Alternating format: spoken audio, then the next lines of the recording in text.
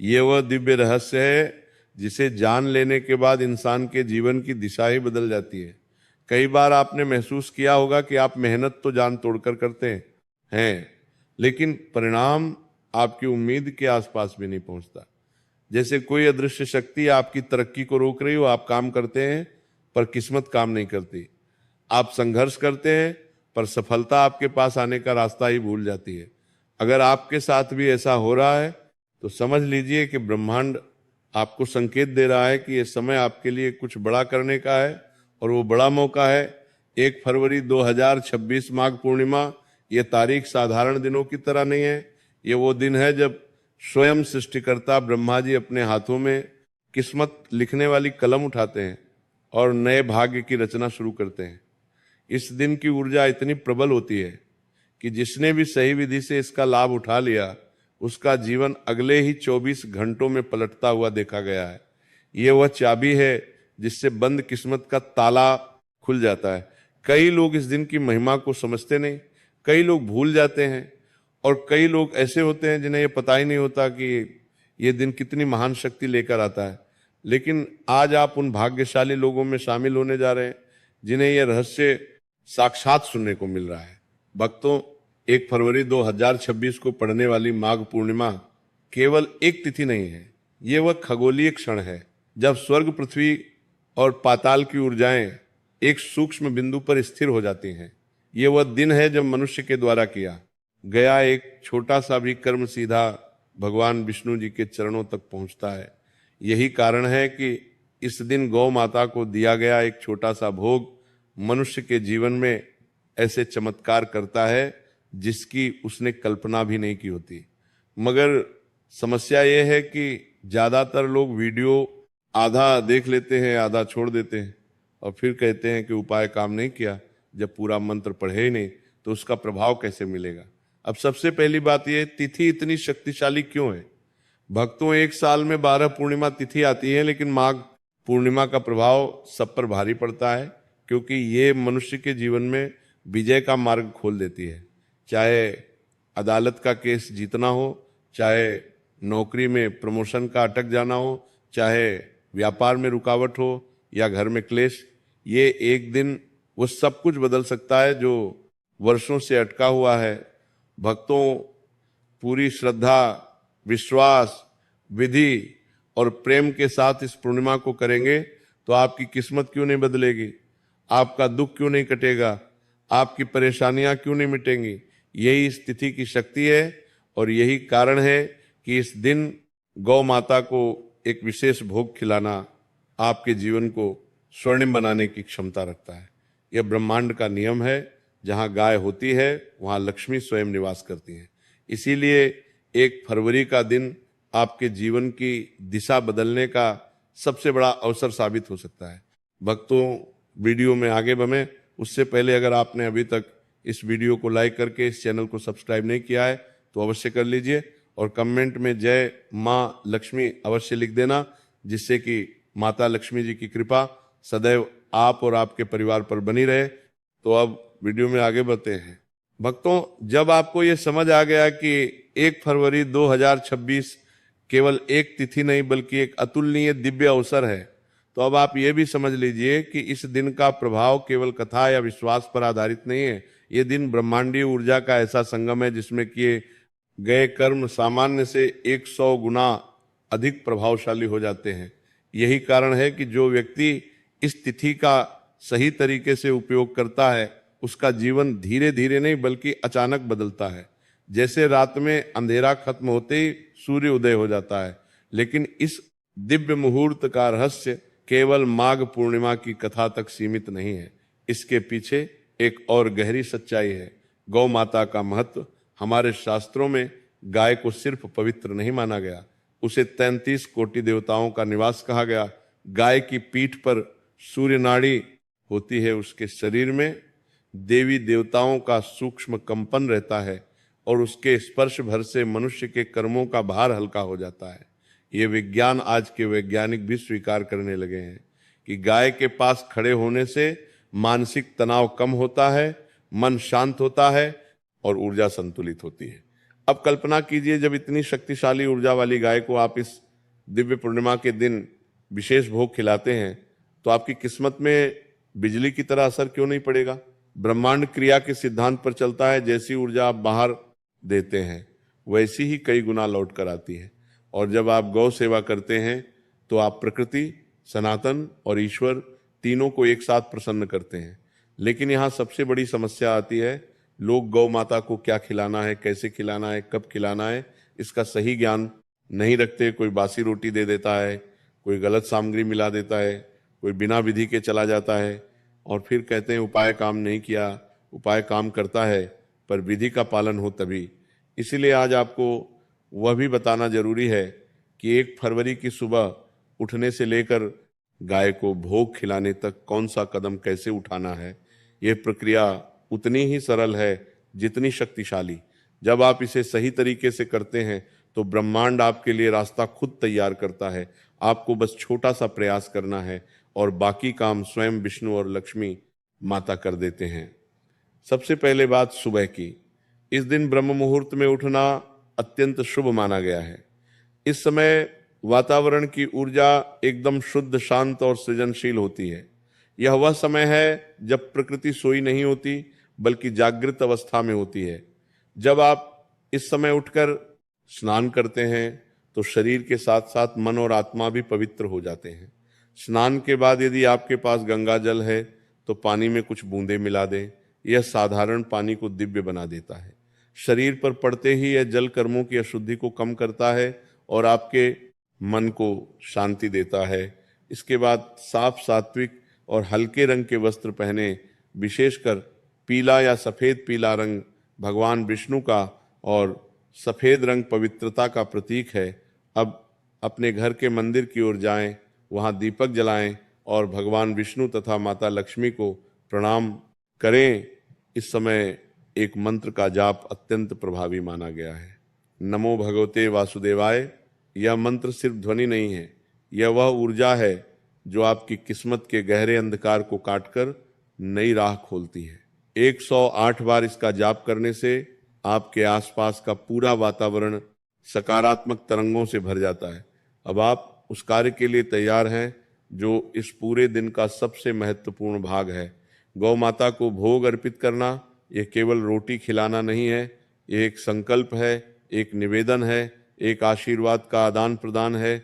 गाय का भोजन केवल एक क्रिया नहीं बल्कि एक आध्यात्मिक माध्यम है जिसके द्वारा आप अपना दुख, अपनी समस्या और अपनी मनोकामना ईश्वर तक पहुंचाते हैं। लेकिन यहाँ भी एक बारीक बात है, भोग केवल खाना नहीं होता, भोग वही होता है जिसे प्रेम, पवित्रता और विश्वास के साथ अर्पित किया जाए। और यही भोग अगर माघ पूर्णिमा जैसे उच्च ऊर्जा वाले दिन अर्पित किया जाए तो 33 कोटि देवताओं तक सीधे पहुंच जाता है। इसीलिए कहा जाता है इस दिन गाय को सही वस्तु सही तरीके से खिला दी जाए तो भाग्य बदलने में देर नहीं लगती। अब भक्तों, जब आप तैयार हो चुके हैं और आपने समझ लिया है कि सुबह कैसे उठना है, कैसे स्नान करना है और भगवान की उपासना कैसे करनी है, अब हम आते हैं उस सबसे महत्वपूर्ण हिस्से पर जहां असली चमत्कार छिपा है, गौ माता को अर्पित किया जाने वाला दिव्य भोग। याद रखिए, ये कोई साधारण भोजन नहीं है, ये वह माध्यम है जिसके जरिए आपकी किस्मत ईश्वर के हाथों में पहुंचती है। गाय को क्या खिलाया जाए कि भाग्य की सोई हुई शक्तियां जाग उठे, तो इसका उत्तर हमारे शास्त्र हजारों वर्षों से देते आए हैं। काले तिल, गुड़, घी और गेहूं के आटे से बनी ताजी रोटी, इन चारों चीजों को एक साथ मिलाकर अगर गाय को अर्पित किया जाए तो ये साधारण भोजन नहीं रहता, ये एक दिव्य प्रसाद बन जाता है जिसमें भगवान विष्णु की कृपा, माता लक्ष्मी का आशीर्वाद और पितरों का संतोष तीनों जुड़ जाते हैं। काले तिल यानी तिलों का अर्थ है पवित्रता और नकारात्मक ऊर्जा का विनाश, गुड़ का अर्थ है मिठास और सौभाग्य का स्वागत, घी का अर्थ है अग्नि तत्व की शुद्धि और आत्मा की पवित्रता और गेहूं का आटा पृथ्वी तत्व का संतुलन दर्शाता है। जब ये चारों तत्व एक ही रोटी में मिल जाते हैं तो यह भोजन एक साधारण पदार्थ नहीं रहता। शरीर, मन और भाग्य तीनों को प्रभावित करने वाली ऊर्जा में बदल जाता है। लेकिन यह प्रक्रिया भी एक विधि से करनी होती है। घर में रोटी बनाते समय रोटी गोलपूर्ण और टूटी फूटी नहीं होनी चाहिए। अगर रोटी फटी हुई हो या जली हुई हो तो उसका प्रभाव कम हो जाता है। रोटी बनाते समय मन में जो संकल्प है उसे स्पष्ट रखें अपने मन में।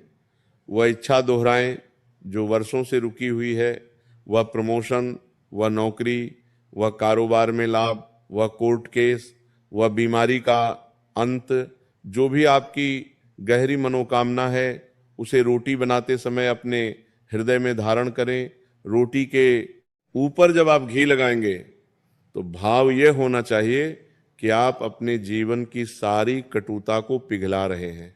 और जब आप काले तिल और गुड़ रखेंगे तो भाव यह होना चाहिए कि आपकी मेहनत मिठास में बदल रही है और आपके कर्मों की अंधेरी परछाइयां मिट रही हैं। याद रखिए, कर्म तभी फल देता है जब भावना शुद्ध हो। कर्म बिना भावना के केवल एक क्रिया है, लेकिन भावना के साथ वही कर्म ईश्वर तक पहुंच जाता है। अब एक बेहद महत्वपूर्ण बात, गाय को भोग अर्पित करने का समय। शास्त्रों के अनुसार यह क्रिया सुबह सूर्य उदय के बाद और दोपहर से पहले की जानी चाहिए। यह समय प्रकृति के सतोगुण अवस्था का समय माना जाता है। इस समय किया गया भोग 33 कोटि देवताओं तक सीधा पहुंचता है। गाय को भोग खिलाते समय उसे डराएं नहीं, धीरे धीरे प्रेम पूर्वक उसके पास जाएं। रोटी उसके मुंह की ओर आगे बढ़ाएं, लेकिन जोर से हाथ न बढ़ाएं। गाय को आपकी नियत महसूस होती है। अगर आपका मन शांत है तो गाय तुरंत आपकी ओर आकर्षित होगी। जैसे ही गाय रोटी खाना शुरू करे, उसी क्षण गाय की पीठ पर, विशेषकर उसके कूबड़ के पास, अपना दाहिना हाथ रखें। शास्त्रों में कहा गया है कि गाय के कूबड़ से सूर्य केतु नाड़ी संचालित होती है। यह नाड़ी मनुष्य के भाग्य और ग्रहों की स्थिति को संतुलित करती है। इस नाड़ी को स्पर्श करने मात्र से मनुष्य के हाथों की लकीरों में छुपे दुर्भाग्य का प्रभाव कम होने लगता है। ऐसा माना जाता है कि गाय की पीठ पर हाथ फेरना ऐसा है जैसे आप अपने जीवन की कड़वाहट को मिटा रहे हो और उजाले की ओर बढ़ रहे हो। अब सबसे गहरा रहस्य गाय की आंखों में देखना। जब आप रोटी खिलाते समय गाय की आंखों में देखते हैं और मन में प्रार्थना करते हैं तो वो प्रार्थना आपके हृदय की सीधी ऊर्जा बनकर ईश्वर तक जाती है। गाय केवल भोजन नहीं स्वीकारती, वह आपकी व्यथा, आपकी इच्छा और आपकी भावनाएं भी स्वीकारती हैं और बदले में वह आपको अपनी करुणा, अपनी शांत ऊर्जा और अपना आशीर्वाद देती है। लेकिन ध्यान रहे, गाय को कभी भी झूठी बासी, खराब या बची हुई रोटी ना खिलाएं। ये पाप बन जाता है और पुण्य की जगह दोष मिलता है। यदि आप ये उपाय कर रहे हैं तो पूर्ण शुद्धता आवश्यक है। भोग में शुद्धता ही वास्तविक शक्ति है। अब एक दूसरी बात जो बहुत लोग भूल जाते हैं, गाय को सिर्फ रोटी नहीं, उसके साथ हरा चारा भी अर्पित करना चाहिए। हरा चारा बुध ग्रह को मजबूत करता है। जिनका व्यापार रुका हुआ है, जिनके दिमाग में तनाव रहता है, जिनकी योजनाएं बनती तो हैं पर सफल नहीं होती, उन्हें तो अवश्य ही गाय को हरा चारा देना चाहिए। एक छोटा सा कर्म है लेकिन इसका प्रभाव अपार है। और यदि आपके आसपास गाय ना मिले तो निराश ना हो, आप गौशाला में जाकर वहां की गायों को यह रोटी अर्पित करें, अपने हाथ से हरा चारा दें। यदि आपके पास समय ना हो तो गौशाला में दान करें और यह संकल्प लें कि यह भोजन गौ माता तक अवश्य पहुंचे। ईश्वर नियत पर नजर रखता है, स्थान पर नहीं। इस उपाय को करते समय एक मंत्र मन ही मन दोहराते रहे, ओम गोविंदाय नमः। यह मंत्र गाय के स्पर्श भोग और आपकी प्रार्थना को एक ऊर्जा में बदलकर ईश्वर तक पहुंचा देता है। और भक्तों, यह तो सिर्फ शुरुआत है। असली परिवर्तन तब आता है जब इस पूर्णिमा के साथ जुड़ी अन्य गुप्त विधियों को भी सही तरीके से अपनाया जाए। आगे हम उसी गहरे रहस्य को समझेंगे। अब भक्तों, जब आप ये समझ चुके हैं कि गाय को भोग अर्पित करने की विधि कितनी महत्वपूर्ण है, तो अब हम बढ़ते हैं इस दिव्य तिथि के दूसरे और अत्यंत रहस्यमय हिस्से की ओर, जिसे बहुत कम लोग जानते हैं। माघ पूर्णिमा केवल भोग का दिन नहीं है, बल्कि यह वह तिथि है जिसमें किए गए शुभ कर्म सीधे पितरों तक जाते हैं। और जब पितर प्रसन्न होते हैं तो मनुष्य के जीवन में बंद सभी रास्ते अचानक खुल जाते हैं। कई लोग जीवन में लगातार संघर्ष करते हैं, लेकिन उन्हें समझ नहीं आता कि किस अदृश्य रुकावट के कारण मेहनत का फल नहीं मिल रहा। ये रुकावट अक्सर पितृदोष की वजह से होती है। पितर जब असंतुष्ट होते हैं तो धन आया भी तो टिकता नहीं, संबंध बने भी तो टूट जाते हैं और नई शुरुआत भी बार बार रुक जाती है। लेकिन पितृदोष को शांत करने का सबसे शक्तिशाली दिन है माघ पूर्णिमा। इस दिन तर्पण दान और गौ सेवा करने से पितरों का आशीर्वाद तुरंत मिलता है। अब तर्पण की विधि समझे। ये कोई जटिल प्रक्रिया नहीं है। आपको बस एक छोटे से पात्र में जल भरना है, उसमें कुछ काले तिल डालने हैं और सूर्य की ओर मुख करके खड़े होना है और दाहिने हाथ की अंजलि से इस जल को धीरे धीरे धरती पर छोड़ना है और मन में कहना है, हे पितरों आप जहाँ भी हो, यह जल आपको अर्पित है। अपनी कृपा और आशीर्वाद मेरे घर परिवार पर बनाए रखें। यह साधारण सा दिखने वाला कार्य आपकी नियति के कई उलझे हुए धागों को खोल देता है, विशेषकर उन लोगों के लिए जिनके जीवन में बार बार असफलता, अनजाने भय, अचानक नुकसान, स्वास्थ्य समस्याएं या घर में लगातार तनाव बना रहता है। तर्पण का यह छोटा कदम आपकी किस्मत को गंगा की तरह साफ कर देता है।